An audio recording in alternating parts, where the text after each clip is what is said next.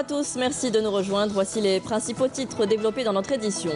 Le ministre de l'Intérieur, des collectivités locales et l'aménagement du territoire Nordine Bedoui a procédé ce matin à l'installation des nouveaux walis et des walis délégués et suite au dernier mouvement opéré par le président de la République. Les moyens de transport se développent cet été, du rail à la mer. Des dessertes sont ouvertes pour permettre aux habitants de l'intérieur de rallier le littoral. Une page sport, défaite amère pour les Verts hier en handball. La sélection algérienne de handball des moins de 21 ans s'est inclinée devant son homologue islandaise sur le score de 22-25. Une cérémonie d'installation des nouveaux walis a été organisée ce matin au Palais des Nations suite au dernier mouvement opéré par le président de la République, Abdelaziz Bouteflika. La cérémonie a été présidée par le ministre de l'Intérieur et des collectivités locales. Ce mouvement qui a touché 28 walis et 7 walis délégués a pour objectif d'insuffler une nouvelle dynamique à la gestion des collectivités locales. Et le ministre de l'Intérieur en a profité pour rappeler les acquis de l'Algérie sur le plan sécuritaire, notamment en appelant les nouveaux walis à œuvrer pour son renforcement et sa sauvegarde. On l'écoute. إن شعبنا متمسك بأمنه واستقراره وسيادته ولا طالما أعلن وبرهن على جنوحه الصادق للسلم وهو ما جعل مسار المصالحة الوطني الذي بادر به فخامة السيد رئيس الجمهورية يكلل بالنجاح حيث احتضنه الشعب دون تردد وانطلقنا تحت قيادته الحكيمة في إعادة بناء ما تم تدميره وإعادة تحريك عجلة التنمية من جديد وإعادة الجزائر إلى مكانتها اللائقة في حظيرة الأمم بصرح مؤسساتي وديمقراطي متين أقوى مما كانت عليه البلاد في سابق عهدها. إن هذه المكاسب لا تنازل عنها وعلى كل واحد منكم التمسك بها وتثمينها في كل فرصة. فالأمن أساس الرقي والازدهار وحفظ الأمن والنظام العمومي هما من المهام السيادية الأصلية التي يقع على عاتقكم الاطلاع بها بجدارة. Et nous avons en direct avec nous depuis le Palais des Nations notre journaliste Abdelwahab Saadouni. Wahab, bonjour. Le ministre de l'Intérieur Nordine Bedoui a exhorté les nouveaux walis à prendre des initiatives, de participer au développement local et à la création de richesses.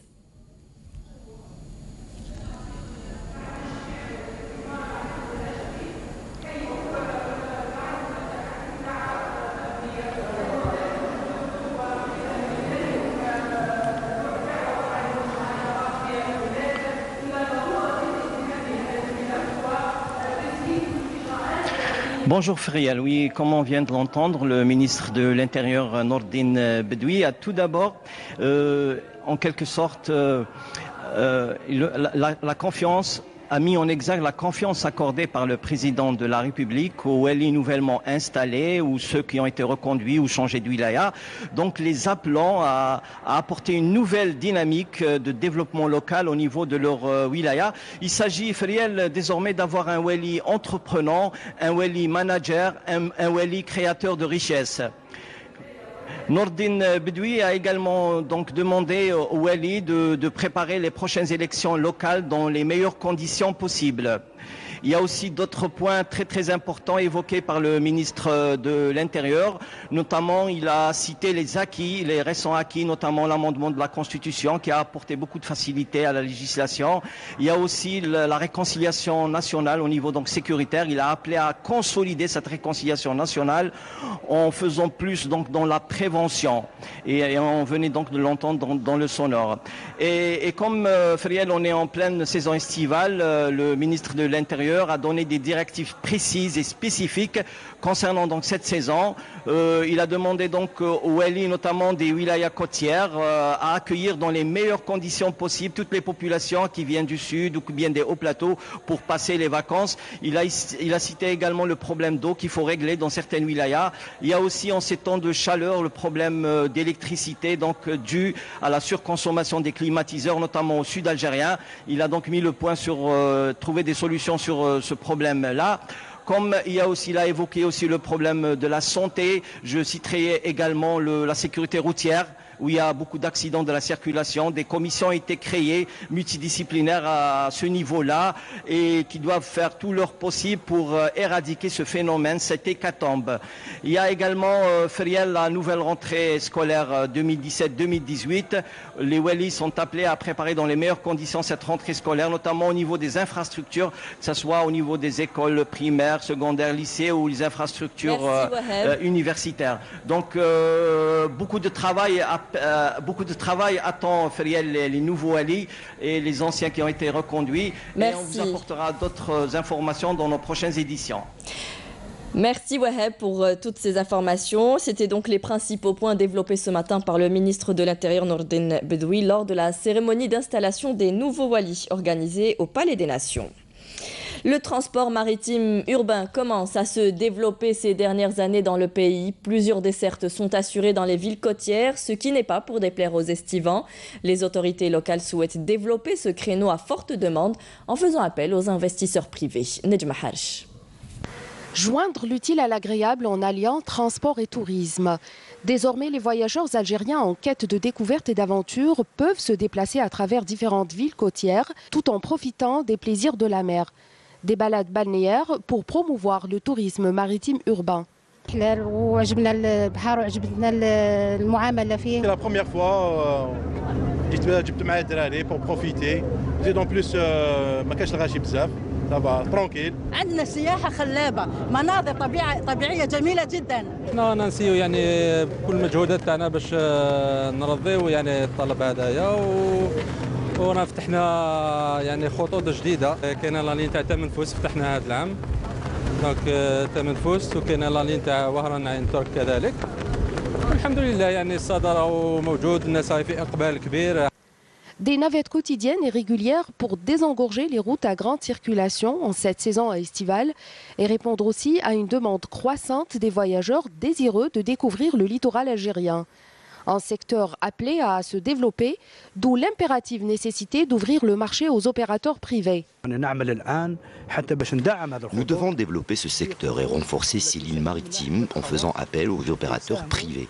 Cela permettra aux familles algériennes de se déplacer en toute quiétude à travers le littoral algérien tout en profitant de la beauté des paysages et des prestations de qualité dispensées sur place.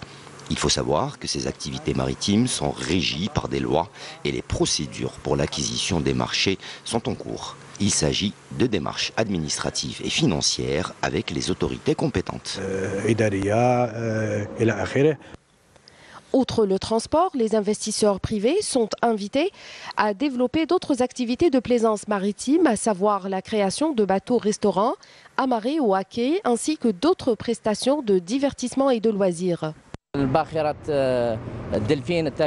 Les bateaux Delphine appartenant à notre société seront opérationnels dans quelques jours. Ils seront dotés de restaurants, cafétérias et d'autres prestations de loisirs pour les voyageurs.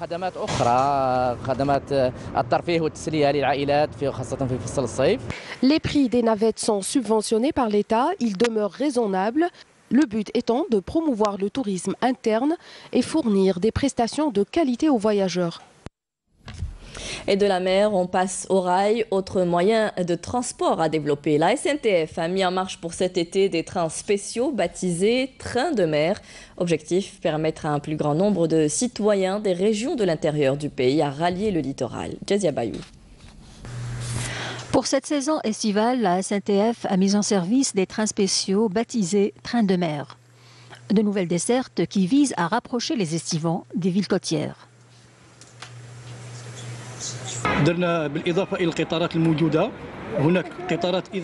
À l'occasion de la saison estivale, nous avons rajouté d'autres trains pour les estivants.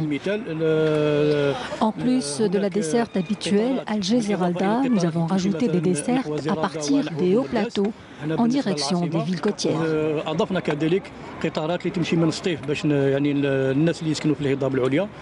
Malgré les efforts fournis par la SNTF pour améliorer la qualité du transport ferroviaire, certains passagers se plaignent de certains désagréments.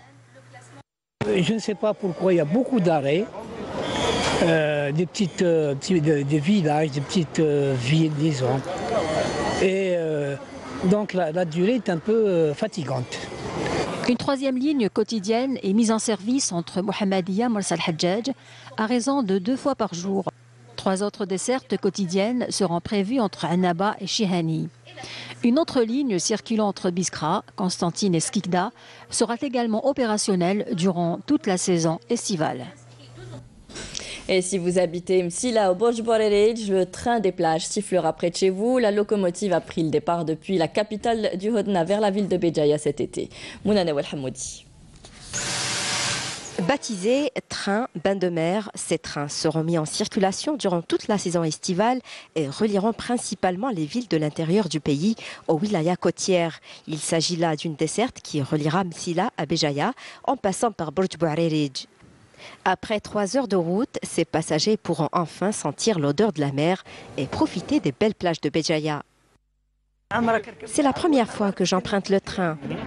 C'est une bonne initiative et j'espère qu'elle se reproduira chaque année. Le personnel est très respectueux, le service est également bien. C'est vraiment une ambiance familiale qui règne à bord de ce train.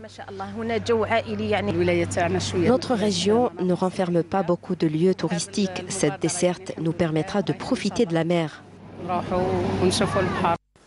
Ces dessertes ont été programmées suite à la demande des habitants de la wilaya qui ont longtemps déploré le manque de transport vers les wilayas du nord.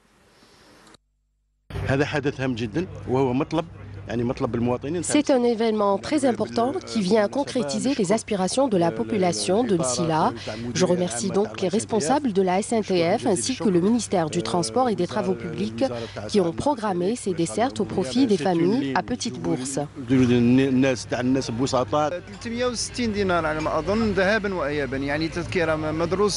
Un voyage aller-retour coûte 360 dinars, ce qui est très abordable par rapport aux autres modes de transport urbain. Et le tarif a été étudié par rapport au pouvoir d'achat du citoyen. Aujourd'hui, j'estime qu'il reste encore des failles dans le service, mais nous promettons de les résoudre le plus tôt possible et d'assurer un train neuf avant 2018. D'autres dessertes relieront par ailleurs Sétif à Béjaïa et Mohammedia à Mars al-Hajjaj. Une autre ligne sera également opérationnelle entre Annaba et Taref et entre Constantine et Skikda. Une autre desserte reliera également Biskra à Skikda. Une fois par semaine, une relation circulera entre Tougourt et Skikda. Ils sont nombreux, nos ressortissants établis à l'étranger, à rentrer passer leurs vacances en Algérie. Les ports et les aéroports tentent de rendre le séjour des voyageurs agréable dès leur entrée sur le sol algérien, en leur facilitant les démarches administratives. L'exemple ce matin à l'aéroport d'El Oued. Mounane Welhamoudi.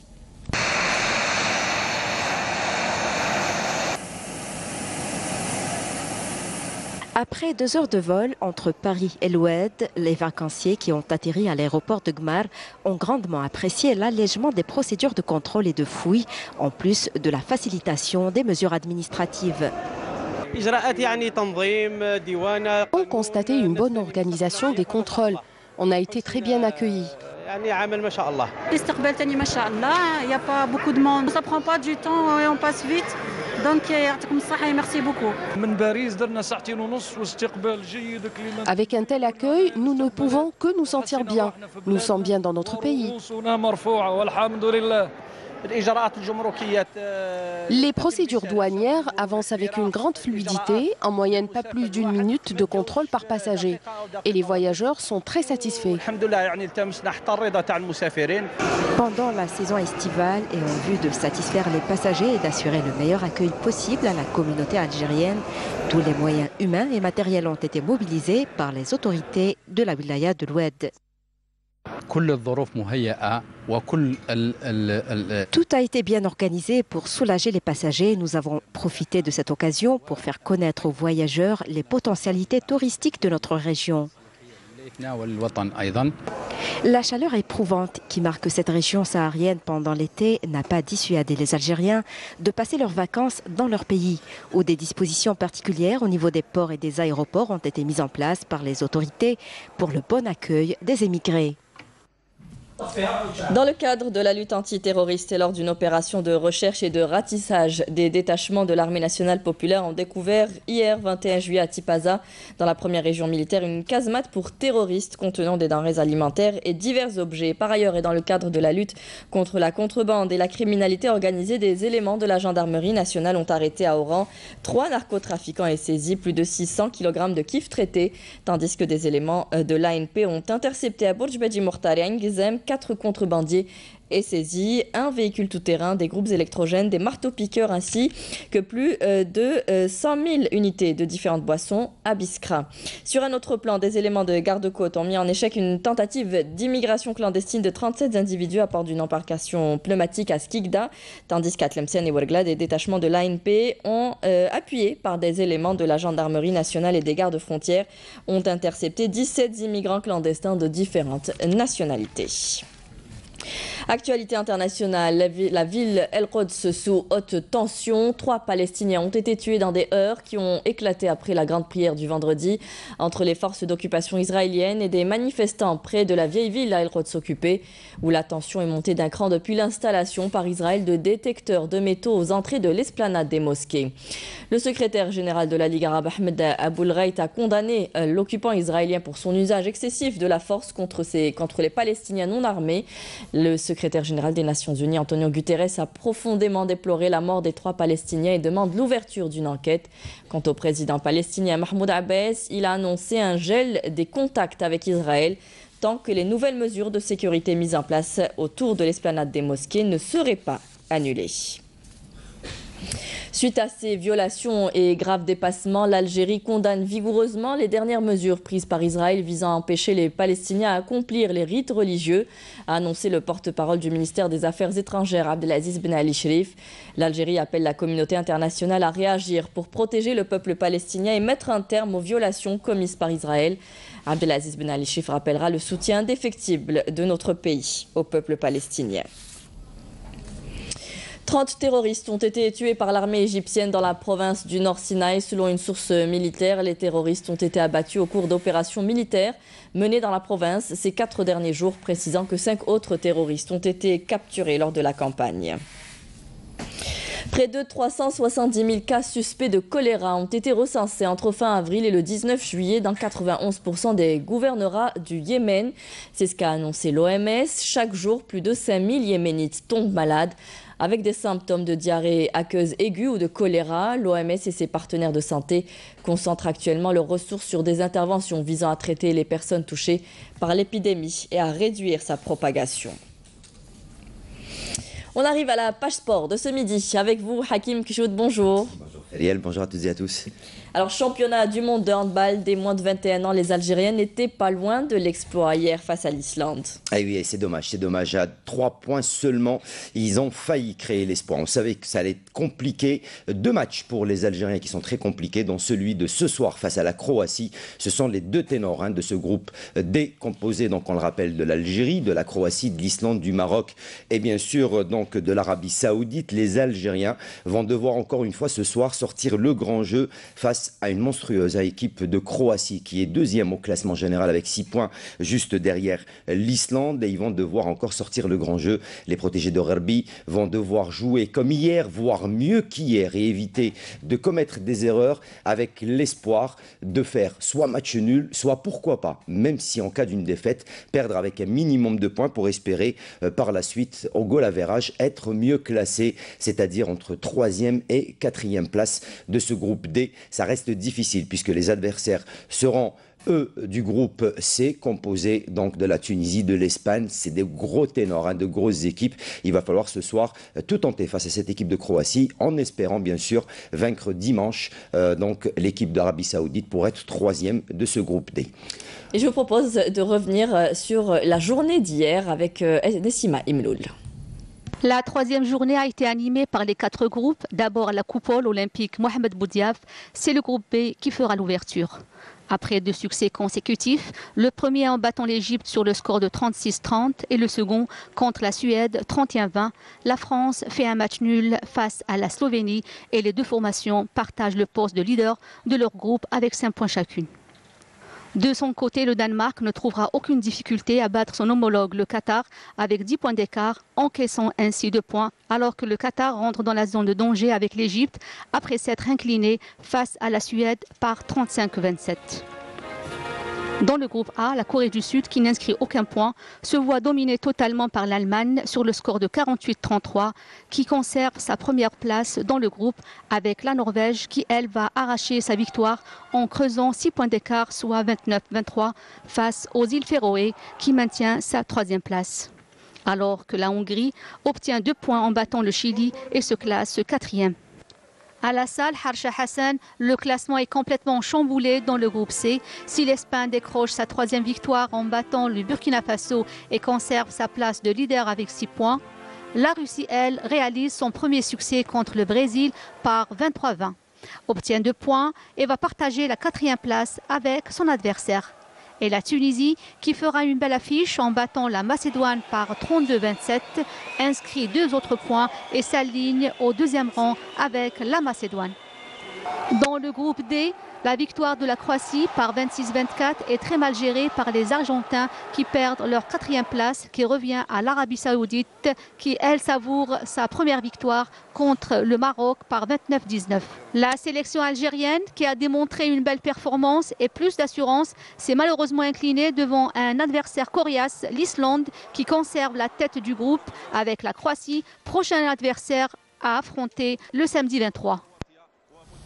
On reste avec les championnats pour revenir sur ce programme, le programme d'aujourd'hui, la 4e journée, un programme assez chargé pour le groupe C et D. Oui, exactement. 6 matchs sont au programme cet après-midi à partir de 16h. À la coupole, vous pourriez suivre un explosif Danemark face à la Suède.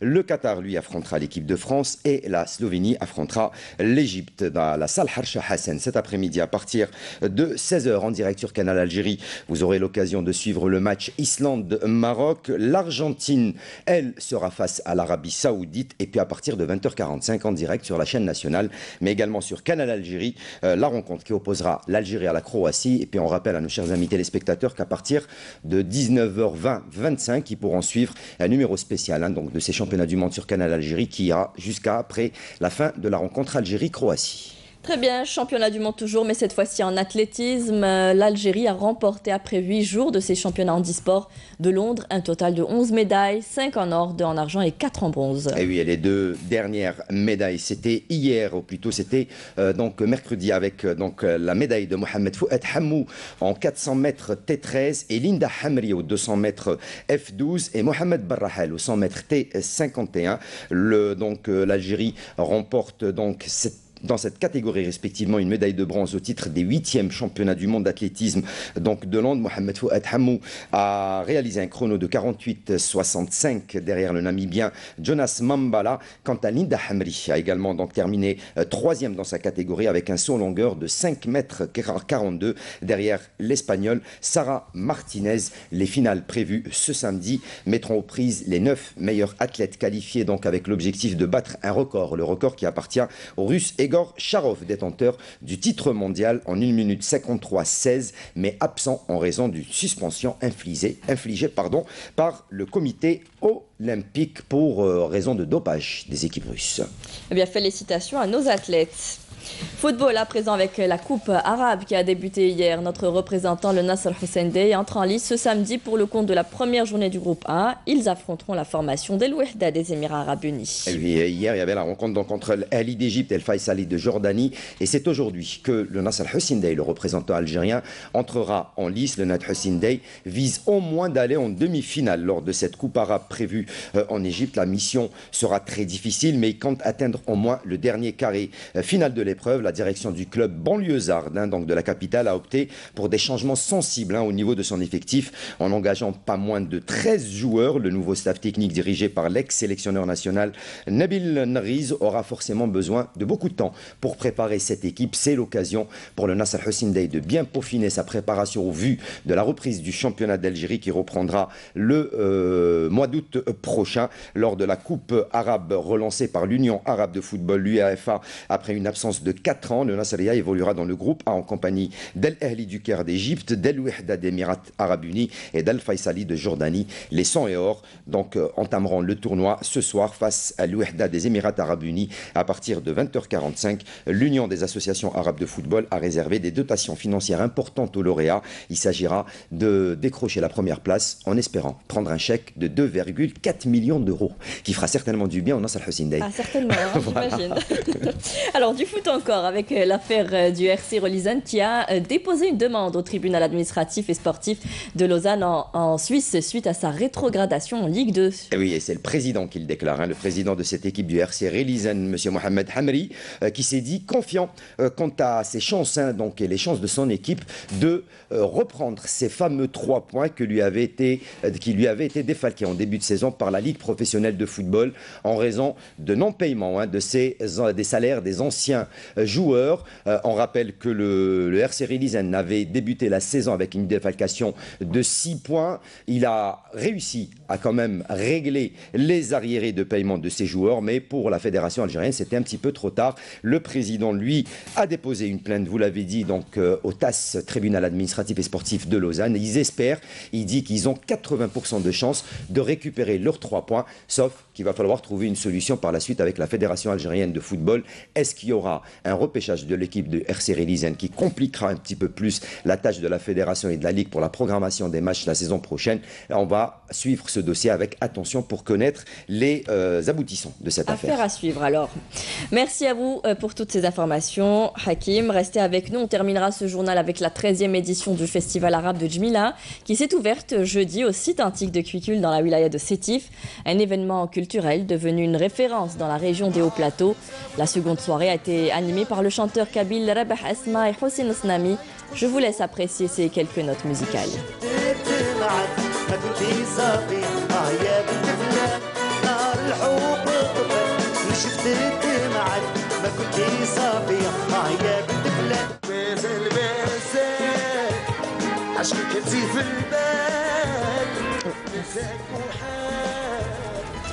C'est la fin de ce journal. Merci à vous tous de nous avoir prêté attention. Tout de suite, vous retrouverez Amel Laribi pour les prévisions météo. Ce soir, rendez-vous avec Amina Zahouf pour le journal de 19h.